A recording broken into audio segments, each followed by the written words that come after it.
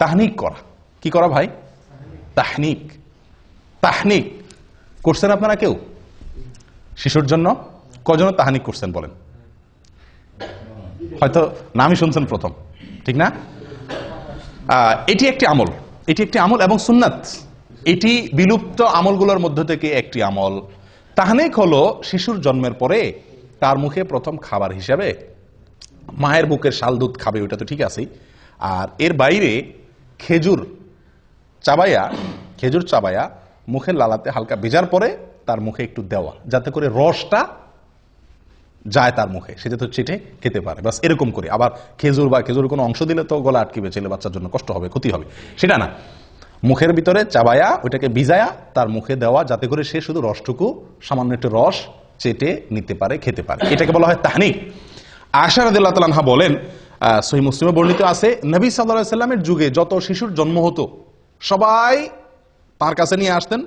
আনলে তিনি ওই শিশুর জন্য দোয়া করতেন বরকতের, এবং যেদিন হয়তো সেদিনই সাধারণত আপনার এবং তার জন্য কি করতেন? তাহনিক করে দিতেন। কি করে দিতেন? তাহনিক করে দিতেন। কে? নবী সাল্লাল্লাহু আলাইহি সাল্লাম। তাহলে বোঝা গেল আমলটা নবী সাল্লাল্লাহু আলাইহি সাল্লাম থেকে প্রমাণিত এবং এটা সুন্নাত। এখন একটা কথা হলো, আমাদের যুগে তো কি নাই? নবী সাল্লাল্লাহু আলাইহি সাল্লাম নাই। তাহলে আমাদের শিশুর তাহনিক কে করাবে? খেজুর দিয়ে তার তাহনিকটা কে করাবে? তো এটা নিয়ে অনেক ওলামায়ে কেরাম বলেন, আপনার যুগে যে কোনো নেককার, পরহেজগার, মুত্তাকি, ইমাম সাহেব, কোনো আলেম, কোনো ভালো মানুষ তার কাছে নিয়ে যাবেন, তাকে দিয়ে তাহনিক করাবেন। বুঝে আসছে কথা?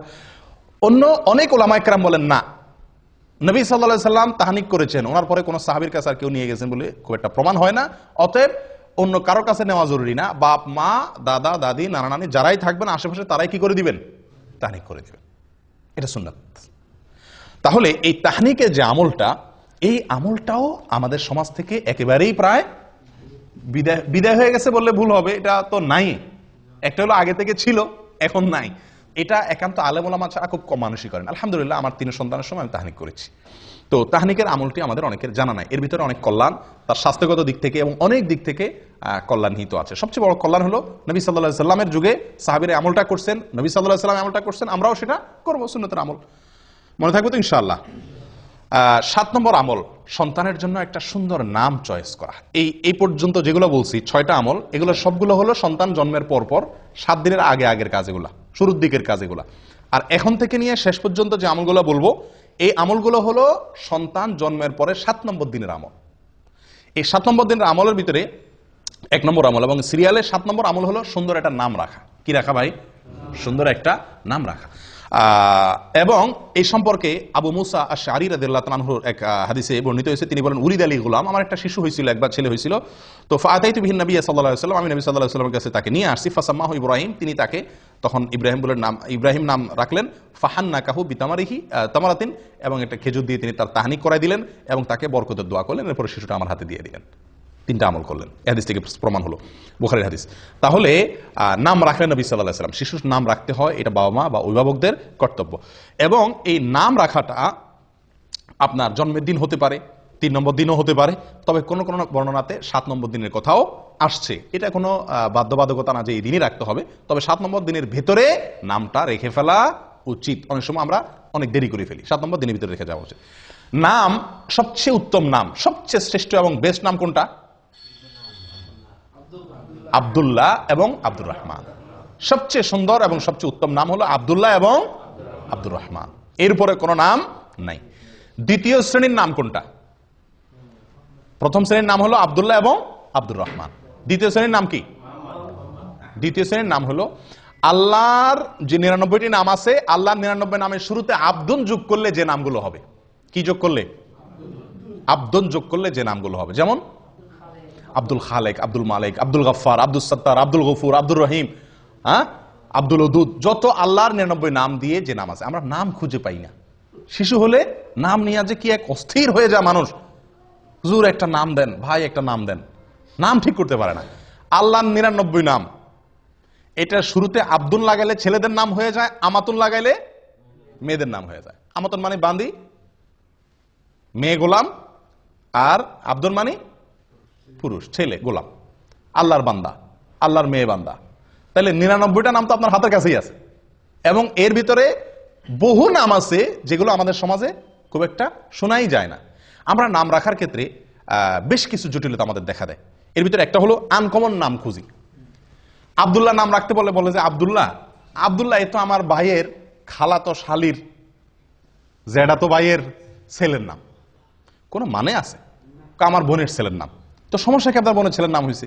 আপনারা দেখেন এদেশের একটা কালচার আছে, বাপের নামও আব্দুল্লাহ, ছেলের নামও আব্দুল্লাহ, দাদার নামও আব্দুল্লাহ, নাতির নামও আব্দুল্লাহ। কই, তাদের তো কোনো সমস্যা হয় না। আমরা বলি ডাকলে তো সমস্যা, আব্দুল্লাহ বলে দুজন দৌড় দিবে। এই সমস্যাটা জীবনে কয়বার হবে? এই সমস্যাটা জীবনে কয়বার হবে? এগুলা সঠিক না। আসলে আমরা আনকমন নাম খুঁজতে গিয়ে এমন এক আনকমন নামের পিছনে পড়ে যাই যেটা আমাদেরকে সুন্দর নাম থেকে দূরে সরাই দেয়। এই জন্য আপনি আজকে আব্দুল্লাহ, আব্দুর রহমান বা এই সমস্ত সুন্দর সুন্দর ভালো ভালো নাম খুব বেশি এটা রাখার কালচার আস্তে আস্তে উঠে যাচ্ছে। মানুষ লালটু, বল্টু, টল্টু এই সমস্ত নাম রাখে। আল্লাহ হেফাজত করেন। সুন্দর একটা নাম রাখা, এটা সন্তান, নবজাতক সন্তান ভূমিষ্ঠ হওয়ার পরে বাবা মায়ের বা অভিভাবকদের করণীয়র ভিতরে অন্যতম প্রধান একটি করণীয়। মনে থাকবে তো ইনশাআল্লাহ। আমাদের দেশে নামের ভিতরে আরো অনেকগুলো সমস্যা আছে। তার ভিতরে একটা হলো যে একজনের 3টা 4টা করে নাম থাকে। একজনের কয়টা করে নাম থাকে? 3টা 4টা করে নাম থাকে, এবং সবগুলো আলাদা আলাদা নাম। সব নামগুলা কি আলাদা আলাদা নাম। আমি কি বুঝাতে পারছি? যেমন ওমর ফারুক। আচ্ছা, এটা আরেক সমস্যা, সেখানে আমি আসতেছি। তার আগে একটু বলে নিই যে একজনের 3-4টা নাম লাগে। যেমন মোহাম্মদ আলী, মোহাম্মদ আলী, 2টা নাম কিন্তু এখানে। একটা নবীর নাম, নবী সাল্লাল্লাহু আলাইহি সাল্লামের নাম, আর একটা হলো নবী সাল্লাল্লাহু আলাইহি সাল্লামের চাচাতো ভাইয়ের নাম, জামাইয়ের নাম। ঠিক না? 2 জনের নাম একজনে দখল করছে। ঠিক না? এভাবে আমাদের দেশে যত নাম পাবেন বেশিরভাগ নামগুলো একজনের 3টা 4টা নাম।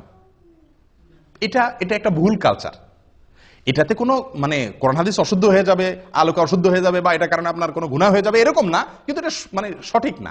নাম থাকবে কি একটা, নাম থাকবে একটা, সেটা যেটাই হোক। হ্যাঁ, তার সাথে বাবার নাম যুক্ত হতে পারে, তাহলে 2টা হলেও সমস্যা নেই। দাদার নাম যুক্ত হয়ে 3টা হলেও কি নাই, দোষের কিছু নেই। কিন্তু আপনার একারই নাম কি 3টা। এখন তার নাম হলো মোহাম্মদ আলী, তার বাবার নাম হলো আব্দুল গফুর, তাহলে মোহাম্মদ আলী, আব্দুল গফুর, দাদার নাম আরেকটা লোগান, তাহলে 4টা 5টা নাম হয়ে গেল। 3 জনের মিলে 4-5টা নাম। আর ভাগ্য ভালো, এর বাবার নাম আব্দুল গফুর, এর বাবার নাম যদি হয়তো কি শরবত আলী, তাহলে তার মধ্যে তো আরো 2টা নাম হইতো। ঠিকই না? তো এগুলো মানে এক ধরনের ভুল। নাম যে কোনো একটা নাম রাখা উচিত। এক্ষেত্রে একটা কালচার আমাদের সমাজে যেভাবেই হোক ঢুকে গেছে শিয়াদের প্রভাবের কারণে। এককালে হয়তো আমাদের দেশে নামগুলো রাখার ক্ষেত্রে শিয়াদের একটা ভূমিকা ছিল, তাদের কাছ থেকে হয়তো দিন শিখছে, আফগান থেকে বা মোগল আমলে শিয়াদের একটা প্রভাব ছিল। আমাদের দেশে বেশিরভাগ নামের সঙ্গে আপনার নামের শেষে আপনারা দেখবেন হয় আলী, নয় হাসান, নয় হোসেন। খেয়াল করছেন আপনারা? এখানে যদি এখন যাচাই করি আমরা, তো আমার মনে হয় শতকরা 30 জন মানুষের নামের শেষে হয় হাসান আছে, নয় হোসেন আছে, আর না হয় আলী আছে। ঠিকই না ভাই? হাসান হোসেন আলী থাকাতে তো সমস্যা নাই। সমস্যা যেখানে সেটা হলো অন্য কোন সাহাবীর নাম তো আর রাখেন না, শুধু এই 3 জনের নাম রাখেন কেন? এটা তো শিয়াদের চিন্তা। শিয়ারা এই 3 জনকে শুধু মুসলমান মনে করে, অন্য সব কাফের সাহাবীদেরকে কি মনে করে? কাফের মনে করে। নাউজুবিল্লাহ। তো আপনি শুধু 3 জনেরটাকে রাখবেন আর কারোরটা রাখবেন না, এটা তো বোঝা যায় যে তাদের যে শত্রুতার কালচার শিয়াদের, সেটা আপনার ভেতরে আছে, আল্লাহ মাফ করে। এটা একটা ভুল। অতএব আপনি যদি মোহাব্বত করে সাহাবীর নামকে রাখতে চান, তো নামের ক্ষেত্রে তো ওই যে আল্লাহর নাম শুরুতে আব্দুল লাগায় রাখা, এটা এই ক্লাসের নাম। 2 নম্বর হলো নবীদের নাম, 3 নম্বর হলো সাহাবীদের নাম। যে কোনো সাহাবীর নাম আপনি কি করেন? রাখেন। সুন্দর। আলী রাখেন, ওমর রাখেন, আবু বকর রাখেন, কোনো অসুবিধা নাই।